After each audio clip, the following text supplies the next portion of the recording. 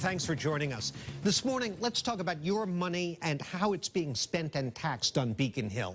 And we're pleased to welcome for her first visit here on this program, the president of the nonpartisan watchdog group, the Massachusetts Taxpayers Foundation, Eileen McAnneny. Eileen, welcome. Thank you. My pleasure. Good to have you here. We hosted your predecessor, Mike Widmer, here regularly over the years.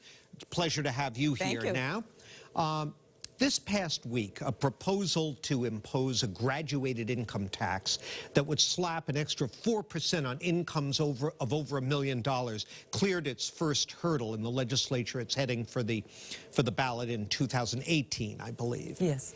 Now, that money is supposed to be earmarked for public education and infrastructure, two areas that need investment, and most people support that. But your group, MTF, opposes this. Why?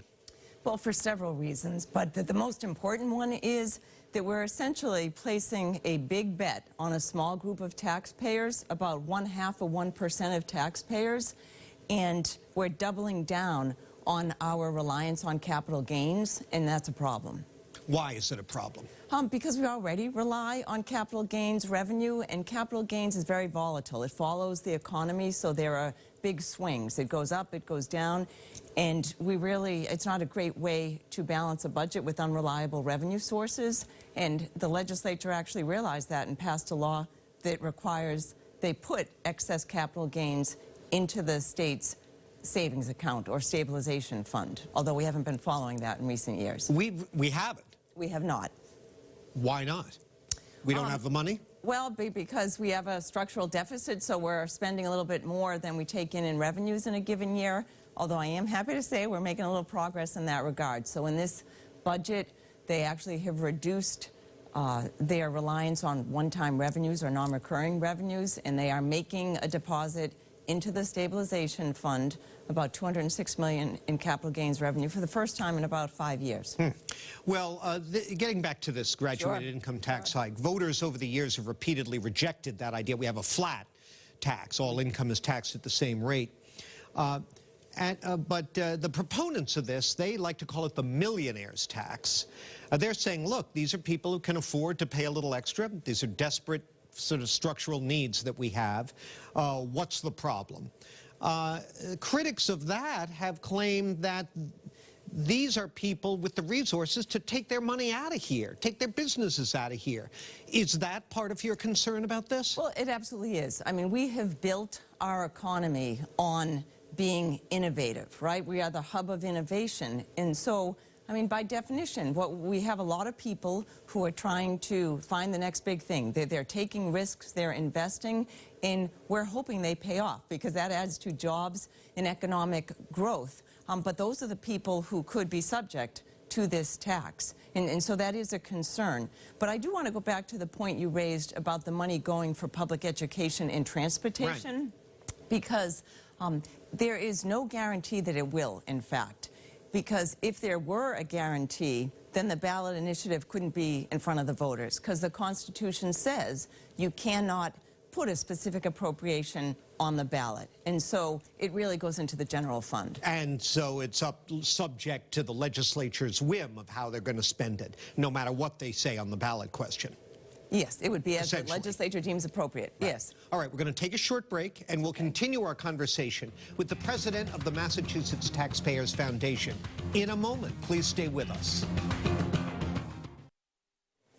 Welcome back. We're talking with Eileen McAnneny this morning. She's president of the Massachusetts Taxpayers Foundation. And Eileen, one more thing on this so-called millionaire's tax before we move on to something else here. Governor Baker was asked about this the other day, and while he did not sign a no new taxes pledge when he ran in 2014, he has indicated that he opposes new broad-based taxes. And he basically punted on the question. He said, well, we'll just have to see where we are when this starts to move toward the ballot. Did that surprise you, alarm you, amuse you?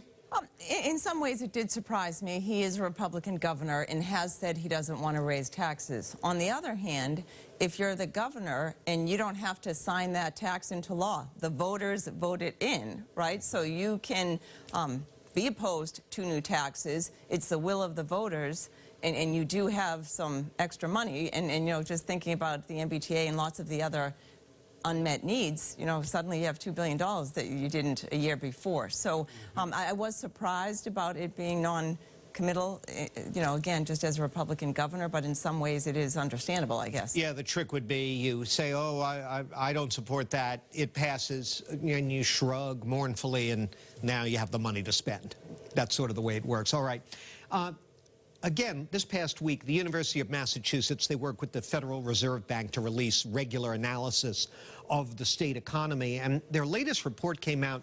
They say the state's on, quote, precarious footing. And they cite familiar sort of baked-in problems that we have: an aging workforce, uneven, inadequately funded education system, sky-high housing costs, crumbling infrastructure. Other than that, everything's fine. Is Beacon Hill reacting effectively, in your view, to all of this these days? Well, you know, I think you have to take it issue by issue, right? And so I think, you know, we are taking some steps to address mass health, for instance. That is a huge issue. You know, those, as the population ages, and many of them utilize the mass health program, it's added enormously to its cost. And that's really important that we get that under control, because it would free up money for public education, for transportation, and for a lot of the other things that we care about.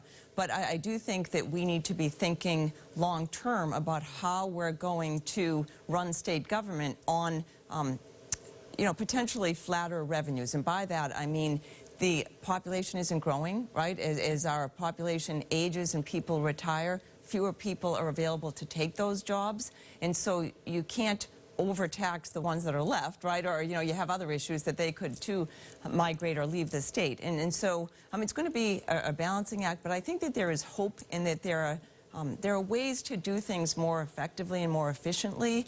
And, you know, I'm hoping that we'll be able to address some of these things, spending the money more wisely. Well, that'll be the acid test for the Baker administration, not to mention the legislature, to see what progress they make.